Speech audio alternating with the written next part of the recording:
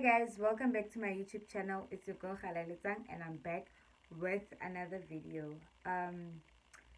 Today's video is actually about dysfunctional families. I just want to tell you my experience of growing up in a dysfunctional family and how it has affected my life. I just want to personalize this thing because there are a lot of researches and there are a lot of definitions of dysfunctional families, but I just want to explain it according to my understanding and according to how I've lived in a dysfunctional family and how it affected my life. A disclaimer or an apology to all my family. I'm just doing this to actually, help another person who felt the way that I'm feeling or the way that I felt, because now I'm in a process of, breaking the cycle. I don't believe that, you should live in the shadows of your past and stuff like that. So it happened, but we move, you understand. So it has been a topic that is in my heart because I believe that I'm an advocate of good families, good structures, good marriages. I haven't been married, I don't know, but I've been in an environment where marriage was involved. I've been in an environment where, I have a father and I had a mother, you understand. So now I do understand the impact of living in a family that's not functional, that's not normal. So it wasn't that bad really growing up, but I can see by the traits maybe, or my or the certain, or the beliefs that I might have in certain aspects, that they are clouded by where I come from and what I have experienced. So I just want you guys to journey with me as I tell you about my life and how I find dysfunctional families to be, a burden. And I pray and I believe that everyone that has been born from a dysfunctional family, please let us take it upon ourselves to break the cycle. So yeah, guys, I hope you enjoy this video, and ultimately what I would want to achieve from this video is to actually break the cycle and to actually, to avoid creating dysfunctional environments, because I believe that it is it to be classified, um, to be a person coming from a dysfunctional family, it's because of the traits that are involved in it. So please guys, emphasis is that out of my experience and out of, this topic, please take it upon yourselves to, it's either fix if you're in a dysfunctional family or a dysfunctional marriage or whatever the case may be. Try to find a solution for it, for the betterment of the future and for the betterment of future generation yet to come. Make sure that the environment is clean for them and it's conducive, and you can say clearly that, you know what, I've created a functional space for my kids, for my grandchildren, and for me and my spouse if you're married, or for me and my siblings if you guys, you're still at home, and stuff like that. Between your parents, grandparents, whatever the case may be, just take it upon yourself to create a perfect and conducive environment. So without wasting any of your time, let's get straight into the video. So I went on Google to check the definitions of families, of dysfunctional dysfunctionality, to check what is the definition of a dysfunctional family, but I'm gonna tell you the definitions, but ultimately I want to bring it back to myself and, tell you my experience. It's like a testimony of what I went through, and it might be two parts, because I don't want this video to be lengthy. It might be two parts. I'll see as I go. So here, Google says that the definition of dysfunctional, it's something that is not operating normally. It's not normal, and it's not properly operated. You understand? It doesn't operate properly, or it is not normal. It further says or rather it's a second definition. It says unable to deal adequately with normal social relations. So that's a definition of dysfunctional. And then a definition of family. Family has a lot of definitions, really. So I'm just gonna read the ones that I took. Here it says a family is a specific group of people that may be made up of partners, children, parents, aunts, uncles, cousins, or grandparents. Ne? And then it further says another definition says family is a group of people related by blood or ancestry. Ne?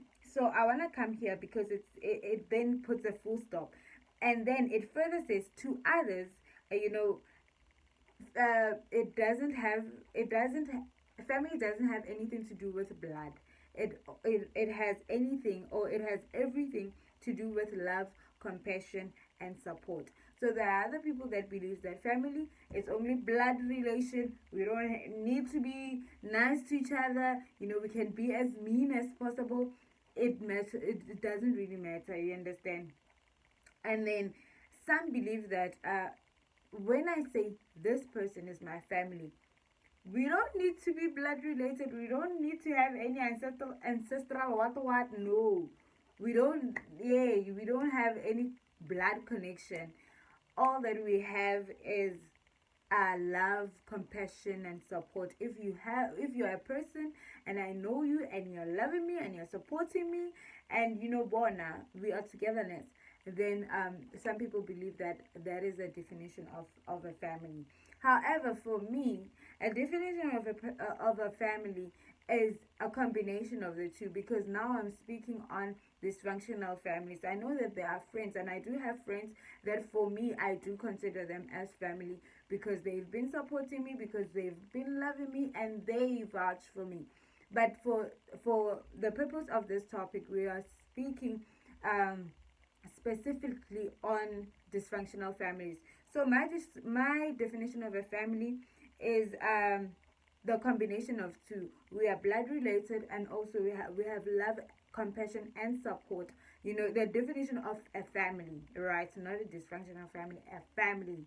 You know, it's when you guys are blood related and you have love, compassion, and support. It's the definition of a normal family, a normal day-to-day family that's functioning quite well, right?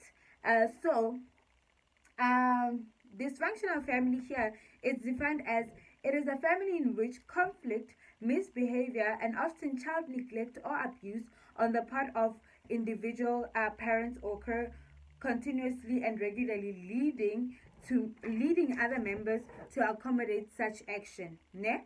It further says that children sometimes grow up in such families with the understanding that such a situation is normal.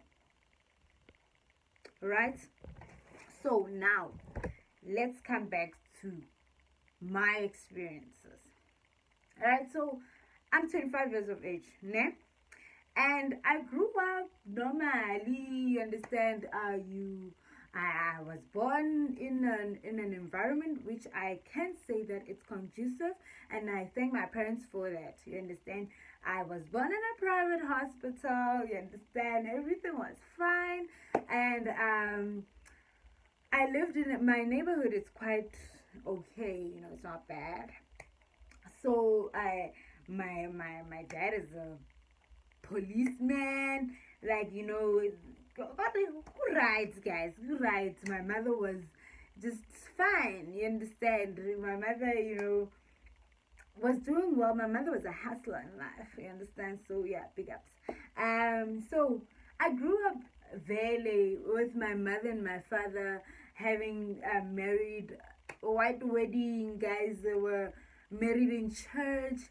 Everything was fine. Who's number had? Right? So fast forward, I have a brother. My brother was born. I was born.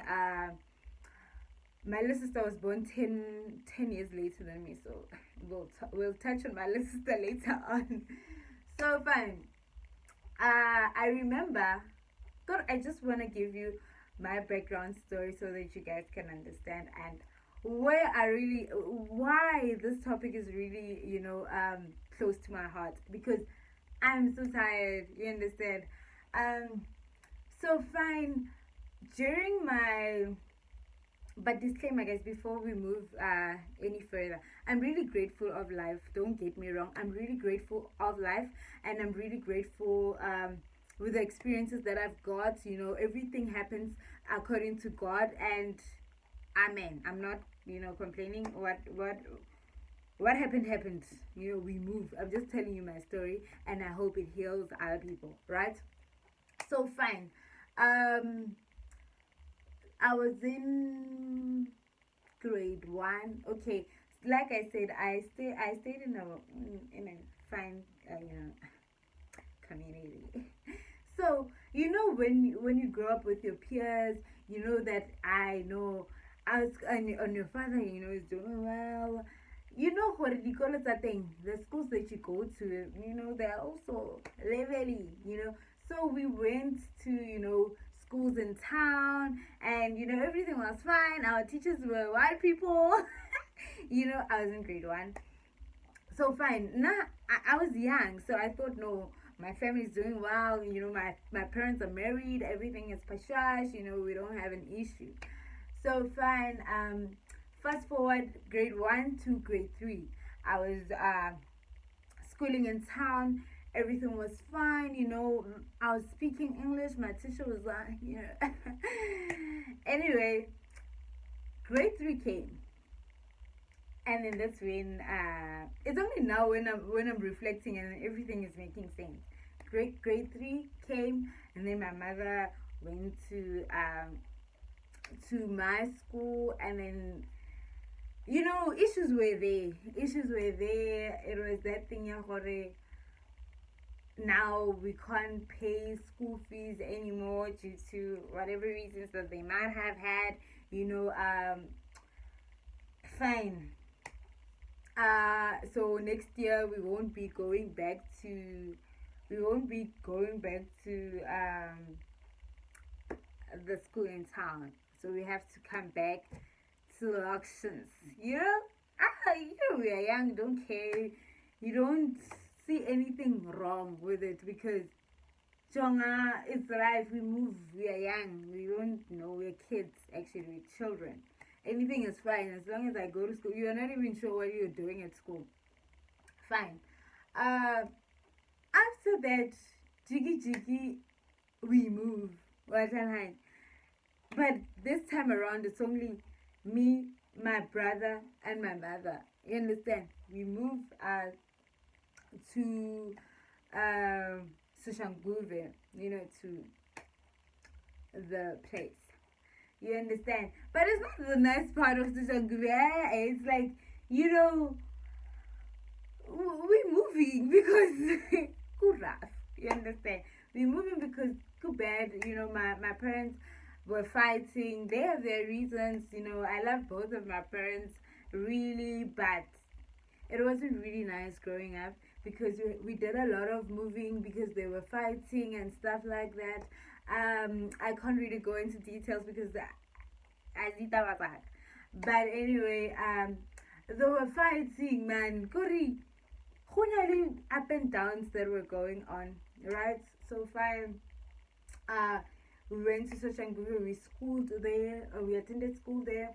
I actually attended school there until my matric, and then I think grade 7 we came back home to the neighborhood, right? To the good neighborhood. Not that one didn't sustain me, did, but it wasn't really, there was a point where we lived in a one-room house. Then we moved. It was a struggle, guys. It was a struggle. I'll tell you the story some other time. But it was a struggle, and it wasn't easy. Now I'm laughing and I'm telling you these things, but it was not easy. You understand? And now, fast forward, you are somewhere else. It's not your place. You're renting. your parents are not living a healthy relationship and stuff like that, then jiggy jiggy, you come home. Ne? You come home. And then when you come home, fine, we come home and my dad leaves. You understand? So it means that is that thing already sacrifices needs to be made. We come, but still their relationship is not working out. So they must separate. And then we've lived our lives with them separated from a tender age, you understand? That we lived our lives with them apart. We knew our parents are married but they are separated. You understand? But we okay, I was kind of young. I didn't really understand. Ne? Let me not speak for my siblings, but I was kind of young and I didn't understand what was going on. Fine. Fast forward, I finished my matric. I guess by matric, now I had understood, okay, and I've made peace that, okay, things are as they are. You understand? And I went to varsity. I just want to come to where I realized that actually I was born in a dysfunctional family and it's not right, and it was not right. You understand? But it was as it was. Like there's nothing I really can do because I did not create the dysfunctionality. You understand? So fine, I go to varsity. I went to varsity in the northwest, and I thank God that everything happened accordingly, guys. When I was in school, I wasn't like really eager. Hey, let me start hard. Let me study hard. I need to career wise. Guys, I was so playful. I'm just thankful for God that I'm where I am and I have the qualifications that I have, because really I wasn't really aware of what was happening until now. You understand? So fine. I go to varsity, and I'm a church goer. I'm a Christian, so I attend church quite often. So back in my game, I was a Sunday school teacher. I'm just fast forwarding, guys, to the point that I want to get to. So I taught Sunday school children. Remember this time I thought I was living in a normal family. I could see that no man, there's a lot of vroom vroom vroom vroom. Matter like I was like whatever, Then when I was in my gang and I was a Sunday school teacher, I remember this one time crying so hard. Ne? And I put this that time. So as a Sunday school teacher, I taught grade 0 to grade 3, the ones that are in grade R until 3. So I taught Baba Nyani. So fine. One day, I could see their habits. I could see, the way that they are functioning, these kids. So we had this talent show, ne? It started there. We had, we called it a Sunday school rally, ne? So we had a Sunday school rally, and this kid, what was going to perform? The mother was not there. Yeah, that child was so stressed.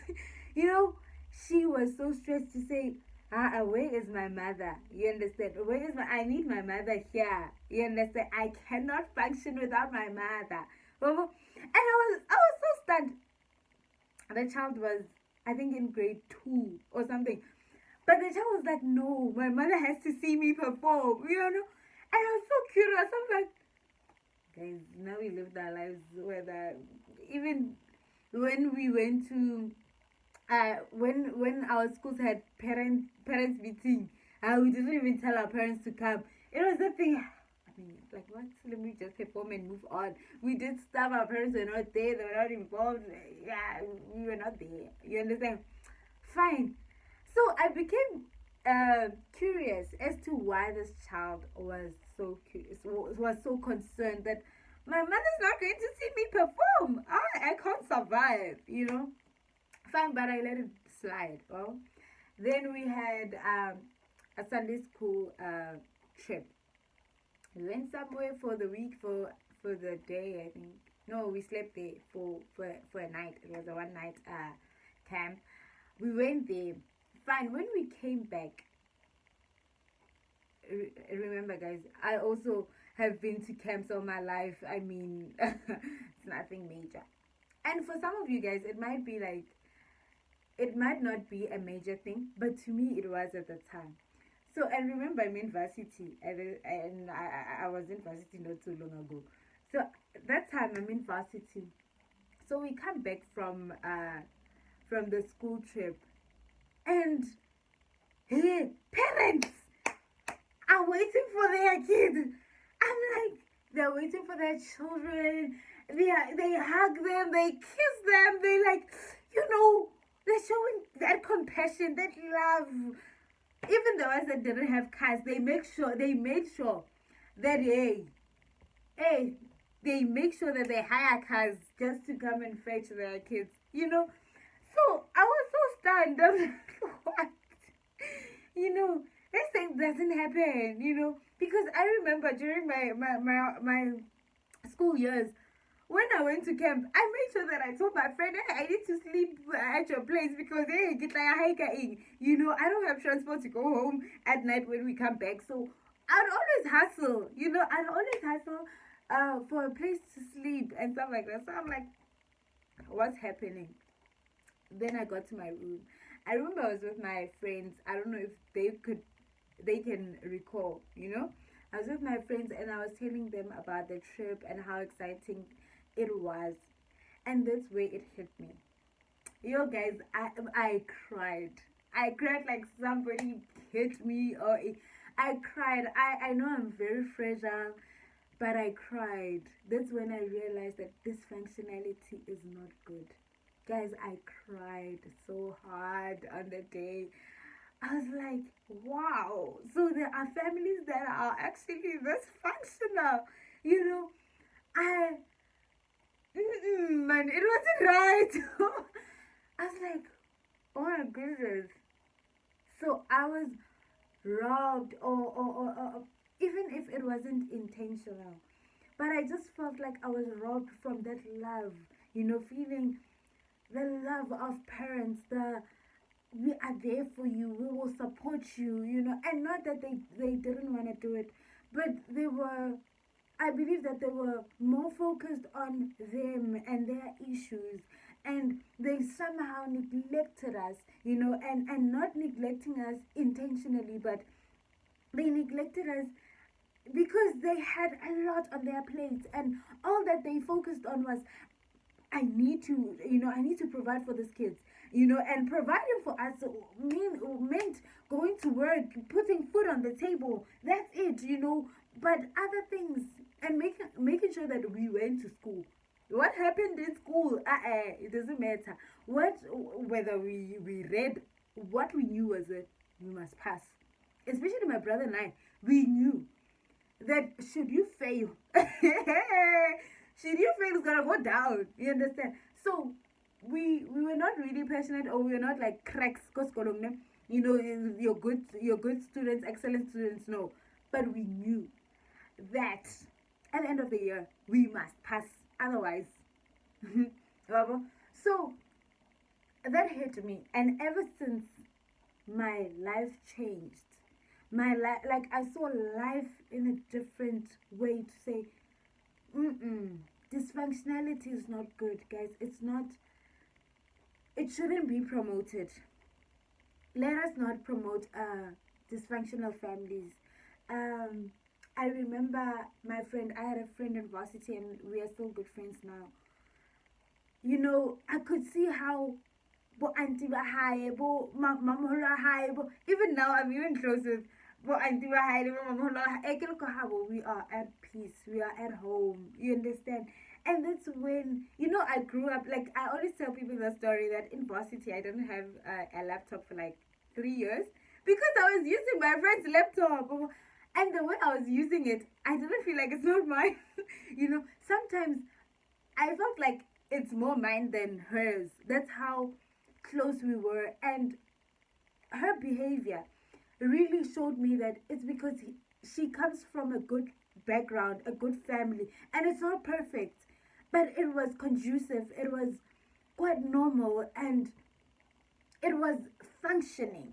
You understand? It was functioning, and I believe that it was functioning because of where she comes from, and how Ishman kam kwa godileng ka teng wa tlhaloganya.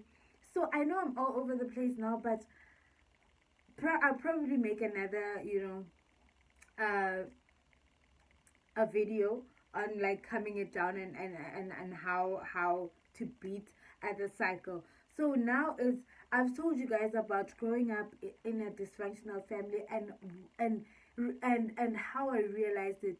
I didn't realize it when I was young. I only realized it years later. Like I said, I went to varsity like not so long ago. So now I'm living my life with that thing. Oh my god, I feel like I haven't experienced that love. And my story, the dysfunctionality was caused by the separation near my parents. And now every little thing you're asking yourself now, okay, because now, let me give you an example of something that is bothering me, and I can't blame anyone for it. I don't know Afrikaans, right? And now I'm thinking, and my career requires, okay, sorry requirement, but like a lot of places they want Africans, and I don't know it, and it's a problem. You understand? So now I'm just trying to show you how a dysfunctional family, like how it can play tricks on you. Now I'm thinking, Mary, should I lost it in that school in town? I would have done Africans, at least the basics I would know. You understand? Now it's like you're playing a blame game. You're like, I'm so mad. But who can you be mad at? You can't really be mad at your parents. They tried, at least now you have a degree, at least. You understand? They tried their level best within their dysfunctionality, but the truth of the matter is, it was dysfunctional. And if it wasn't dysfunctional, we could have had a better life. We could have had, it might have not been perfect, but it was gonna be better. It was gonna be better than it is now. So I think this video is the longest, and I'm not done. But all that I can say is, it really broke me. And even now, I'm still broken, because it's so difficult to build relationships and to know how to build relationships if you're from a dysfunctional family. It's so difficult to know how to love. It's so difficult to know, like, it has a huge impact on your future. It has a huge impact on how functional your life is gonna be. So you can create a generation of dysfunctionality if you don't realize that actually you are from a dysfunctional family and you need to break the cycle. So in my next video, I just want us to, talk about how to break the cycle. You understand? Our parents tried. But the truth of the matter is, some of us are born from dysfunctionalities, and some are not even caused by a separation of your parents. Some are caused by, the abuse that is verbally or within the structure. Some are caused by, siblings rivalry. Some are caused by, being raised in a, maybe single parenting or something like that, something along those lines. But a lot of things can, factor in you having to feel that emptiness within you. So I hope, guys, I know I was all over the place, but I just hope that by the end of this video and the next, we'll realize that really dysfunctional families need to stop. And it can only stop if we realize that we are coming from a dysfunctional families, and we're not gonna succumb to that, to that curse, if it's a curse, or to that line of doing things. You understand? We must reach a point where we're gonna say, no, this is not for me. because now I'm in a point where I'm like, it's fine. It's fine. It's really okay. I went through an emotional roller coaster, and I'm still going through it even now. But one thing that I'm sure of is that it will never, ever determine my future unless it happens by default. But Jay, with my conscious mind, I will never allow it to happen. And let me end my video here.